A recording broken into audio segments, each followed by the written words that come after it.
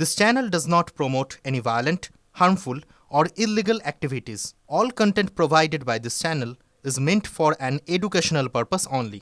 আর এই যে যুদ্ধ, সেই যুদ্ধের জেরে শেয়ার বাজারে রক্তপাত চলছে।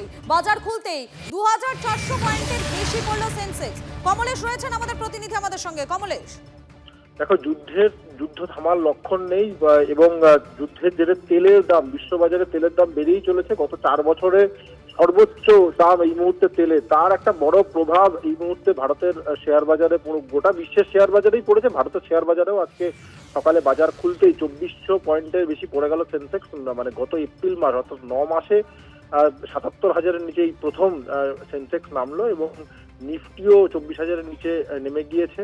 এবং যেটা দেখা যাচ্ছে, নামি দামি যত শেয়ার রয়েছে, স্টেট ব্যাংকের শেয়ার, বিভিন্ন ব্যাংকের শেয়ার, সমস্ত শেয়ারই কোথাও কোনোটা 3%, কোনোটা 4%, কোনোটা 5%, কোনোটা 6% পর্যন্ত আজকে দাম পড়ে গিয়েছে। অর্থাৎ রক্তাক্ত শেয়ার বাজার, এই পরিস্থিতি খুব একটা উন্নতি তো হচ্ছেই না, বরং দেখা যাচ্ছে প্রতিদিনই অবনতি হচ্ছে মার্কেটের।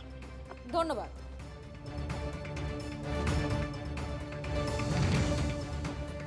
ইরানের নতুন সর্বোচ্চ নেতাকে হুঁশিয়ারি ট্রাম্পের। খামেনেই পুত্র মোজতাবাকে উত্তরসূরি নির্বাচন ইরানের, তার অনুমোদন ছাড়া বেশি দিন টিকবে না, হুমকি মার্কিন প্রেসিডেন্টের। মোজতাবা খামেনেইকে হুঁশিয়ারি ইসরায়েলেরও, যে নতুন সর্বোচ্চ নেতা হবে তাকেই নিশানা করা হবে, হুমকি ইসরায়েলের। রবিবারই সর্বোচ্চ ধর্মীয় নেতা হিসাবে মোজতাবাকে বেছে নিয়েছে ইরানের অ্যাসেম্বলি অফ এক্সপার্টস।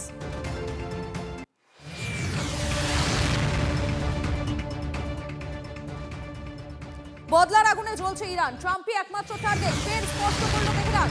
দেশের সর্বোচ্চ নেতা আয়াতুল্লাহ খামেনেইর মৃত্যুর মূল্য তাকেই চোকাতে হবে, হুঙ্কার ইরানের। ইরানের